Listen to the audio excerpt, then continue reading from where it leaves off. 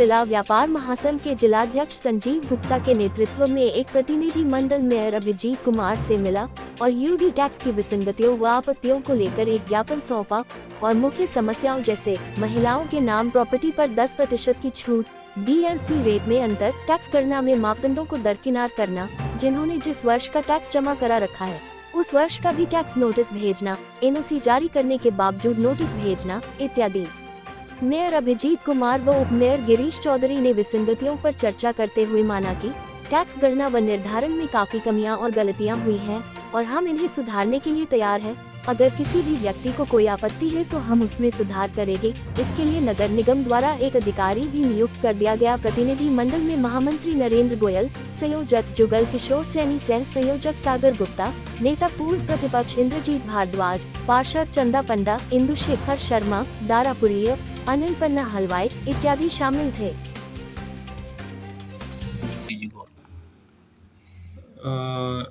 राजस्थान सरकार द्वारा 2007 में यूडी टैक्स का प्रावधान किया गया था, हाउस टैक्स हटा के।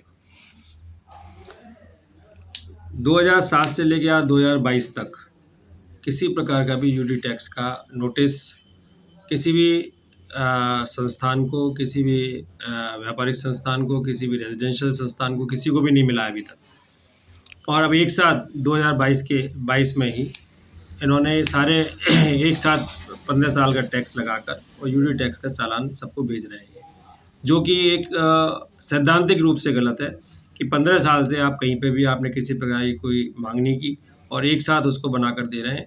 ये एक तरीके से सैद्धांतिक रूप से गलत है और कुठाराघात है जहाँ आम जनता पर।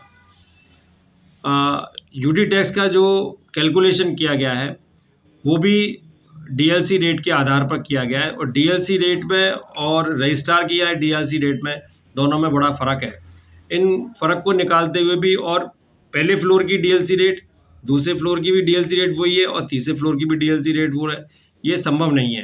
क्योंकि जब पहले फ्लोर की कीमत अलग होती है, दूसरे फ्लोर की कीमत अलग होती है, तीसरे फ्लोर की कीमत अलग होती है, तो इन सारी विसंगतियों को उसमें से निकाला जाए। और जिनके 2-2 नाम से रजिस्ट्री हैं जिनके घरों की, उनको भी एक ही नाम से नोटिस दे दिया गया है। इन्होंने ड्रोन सर्वे किया है, ना कि फिजिकल सर्वे जाके नहीं किया है। फिजिकल सर्वे करते तो उनको ये पता होता कि ये प्रॉपर्टी किसकी है और कितने वर्ग गज की है, कितना किस पे कंस्ट्रक्शन हो रहा है। तो ये सारी विसंगतियों के और इन्होंने पूरे 15 साल का टैक्स हर एक पर लागू कर दिया है। बहुत से लोगों के पास NOC भी है कि उनका टैक्स कोई बकाया नहीं है, फिर भी उनको भी उन्होंने 2007 से लेके आज तक का नोटिस दे दिया है। बहुत से लोगों ने 2020 तक का टैक्स जमा करा रखा है, उसके बाद भी उन्होंने पूरे 2007 से टैक्स की रसीदें काट दी है, मतलब नोटिस भेज दिए हैं। तो ये जो सारी विसंगतियां हैं ये आम जनता पर एक कुठाराघात है। कोविड पीरियड से बड़ी मुश्किल से अभी आम जनता थोड़ी उभरने में आई है और 2 साल से कोविड पीरियड भी चल रहा था, किसी प्रकार का कोई भी लेन देन नहीं था, सारा व्यापारिक संस्थान सारे ठप थे, सारे बंद पड़े थे।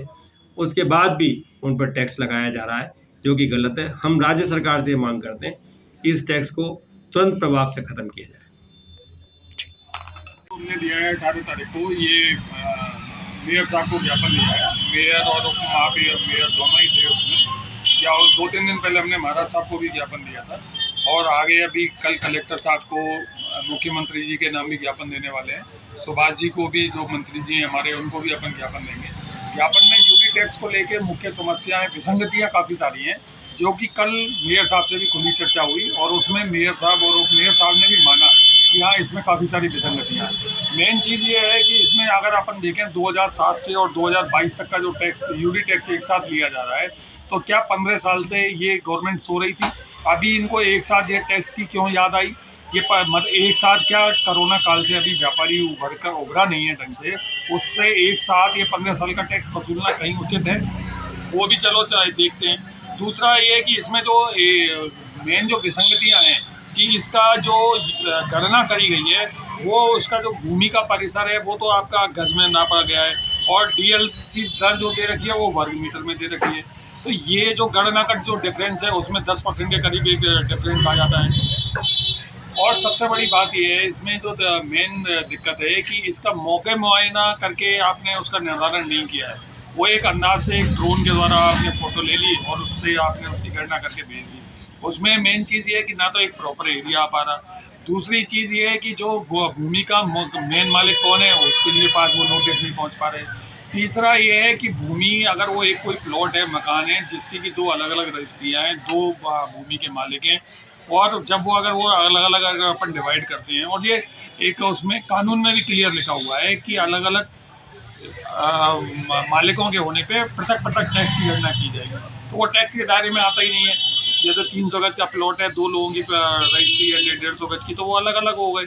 लेकिन वो चीज़ नहीं हुई है, वो एक ही साथ उनको भेज दिया गया है। और सबसे बड़ी मेन चीज़ इसमें ये है कि महिलाओं के लिए 10% की इसमें रियायत दी गई है, जो टैक्स के नोटिस भेजे गए हैं उनमें कहीं पर भी वो महिलाओं के लिए 10% की रियायत नहीं दी गई है। तो इस तरीके की जो काफ़ी सारी एक ये है कि आपकी जो भूमि है, मेन रोड की भूमि है या व्यावसायिक भूमि या रिहायशी भूमि, उन सब की गणना एक ही डीएलसी दर से कर दी गई है। डीएलसी रेट को भी अलग-अलग डीएलसी रेट है, लेकिन वो उसको नहीं उन्होंने लिया, वो एक ही डीएलसी उससे कर दिया।